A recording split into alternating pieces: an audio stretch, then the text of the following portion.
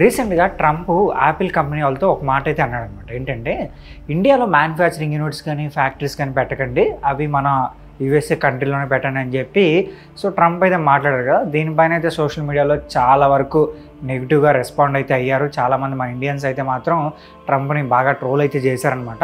అయితే దీనిపైన Apple CEO ఉన్నారు కదా, టీమ్ కుక్, ఆయన చెప్పిన మాటలు అయితే మాత్రం మైండ్ బ్లోయింగే. దీంతో ట్రంప్ మామకైతే మాత్రం దిమ్మదిరి షాక్ అయిందని చెప్పాలి. ఆయన ఏం చెప్పారు ఏంటి అనేది మనం ఈ వీడియోలో క్లారిటీగా మాట్లాడుకుందాం. ఈ వీడియో చాలా ఇంట్రెస్టింగ్గా ఉంటుంది, మీకు ఖచ్చితంగా నచ్చుతుందని నేను అనుకుంటున్నాను.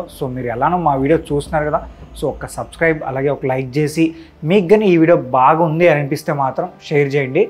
ఇంకెందుకు ఆలస్యం, వీడియోలోకి వెళ్ళిపోదాం. మనందరికీ తెలుసు యాపిల్ అంటే ప్రపంచంలోని టాప్ టెక్ కంపెనీ అని. ఇప్పటి వరకు ఐఫోన్లు ఎక్కువగా చైనాలో తయారయ్యాయి. కానీ ఇప్పుడు యాపిల్ కంపెనీ ఏమనుకుంటుందంటే ఇండియాలో ఎక్కువగా మ్యానుఫ్యాక్చరింగ్ చేయాలని అనుకుంటుంది. అంటే చైనా పైన డిపెండెన్సీ తగ్గించి ఇతర దేశాల్లో ప్రొడక్షన్ పెంచాలని చూస్తుంది. ఇందులో ఇండియా ఒక కీలకమైన రోల్ పోషిస్తుంది. ఇండియాలో ఐఫోన్ ప్రొడక్షన్ 2017లో స్టార్ట్ అయింది. మొత్తంగా 3 మ్యానుఫ్యాక్చరింగ్ యూనిట్స్ అయితే ఇండియాలో ఉన్నాయి. ఐఫోన్ 12, 13, 14 ఇప్పుడు 16 సిరీస్ కూడా ఇండియాలోనే తయారవుతుంది. అంతేకాదు యాపిల్ 2020 నాటికి అమెరికాకు వెళ్ళే ఐఫోన్స్లో 70% ఇండియా నుంచి ఎక్స్పోర్ట్ చేయాలని ప్లాన్ చేస్తుందంట. ఎందుకంటే ఇక్కడ లేబర్ కాస్ట్ చైనా కంటే తక్కువ. పైగా India government make in India కింద PLI అంటే ప్రొడక్షన్ లింక్డ్ ఇన్వెస్ట్మెంట్ స్కీమ్ ద్వారా కంపెనీలకు ట్యాక్స్ రిలీఫ్స్, సబ్సిడీ ఇస్తుంది. ఇవన్నీ యాపిల్కి ఇండియాని అట్రాక్ట్ చేసే ఆప్షన్గా మార్చాయన్నమాట. అంతేకాదు ఇండియా మార్కెట్ కూడా యాపిల్కి భారీగా గ్రో అవుతుంది. 2024 ఇండియాలో ఐఫోన్ సేల్స్ 10% పెరిగాయి. ఇది యాపిల్ కంపెనీకి బోనస్ లాంటిదనే చెప్పాలి. అయితే దీనిపైన ట్రంప్ ఏం మాట్లాడుతున్నారంటే, ఆయన రీసెంట్గా యాపిల్ కంపెనీ సీఈఓ ఉన్నారు కదా, టీమ్ కుక్తో మాట్లాడారంట. ఆయన ఏం చెప్పారంటే, మీరు చైనా అలాగే ఇండియా లాంటి కంట్రీస్లో మీరు ప్రొడక్షన్ కానీ లేదంటే మ్యానుఫ్యాక్చరింగ్ యూనిట్స్ కావచ్చు, ఇలాంటి ఫ్యాక్టరీస్ అయితే అక్కడ పెట్టకండి, అవన్నీ తీసుకొచ్చి మన యూఎస్ఏ కంట్రీలోనే పెట్టండి అని చెప్పి ఆయనతో అయితే చెప్పారంట. ఎందుకంటే ఒకవేళ ఇప్పుడు యాపిల్ లాంటి పెద్ద పెద్ద కంపెనీలు యూఎస్ఏలో మాత్రం మ్యానుఫ్యాక్చరింగ్ యూనిట్స్ కానీ ఫ్యాక్టరీస్ కానీ స్టార్ట్ చేస్తే అక్కడ వాళ్ళకి ఉద్యోగాలు దొరికే ఛాన్స్ అయితే ఎక్కువగా ఉంది కాబట్టి అందుకని చెప్పి ట్రంప్ అయితే ఇలాంటి సలహా అయితే ఇచ్చాడంట.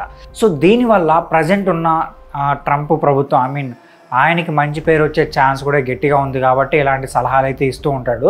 ఇలాంటి సలహాలు అయితే మాత్రం టీమ్ కుక్ అదే యాపిల్ సీఈఓ అయితే మాత్రం అసలు పట్టించుకోలేదు.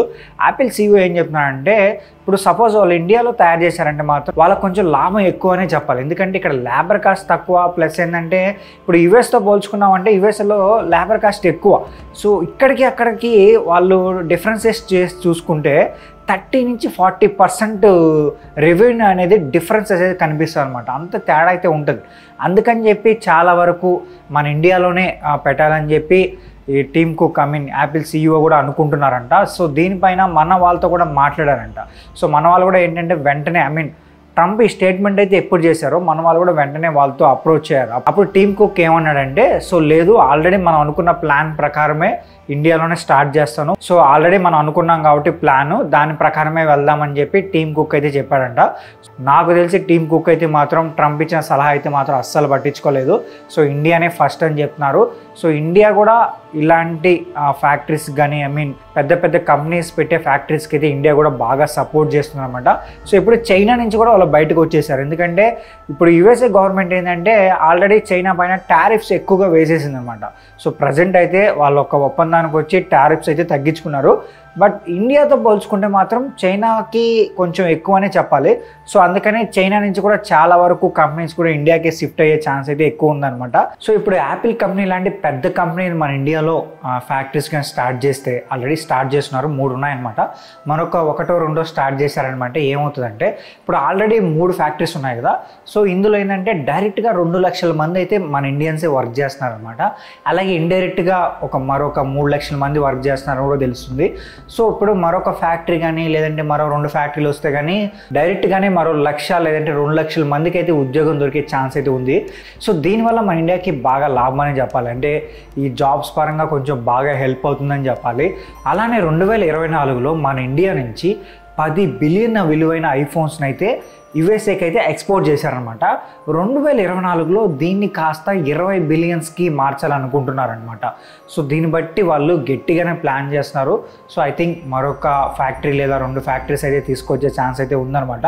ఇప్పుడు యాపిల్ కంపెనీ ఇక్కడ బాగా బిజినెస్ చేసిందంటే మాత్రం సో ఖచ్చితంగా రేపు శాంసంగ్ కావచ్చు, లేదంటే మరొక పెద్ద కంపెనీస్ ఏదైనా సరే మన ఇండియాలో ఫ్యాక్టరీస్ అయితే స్టార్ట్ చేసే ఛాన్స్ అయితే ఎక్కువగా కనిపిస్తుంది అనమాట.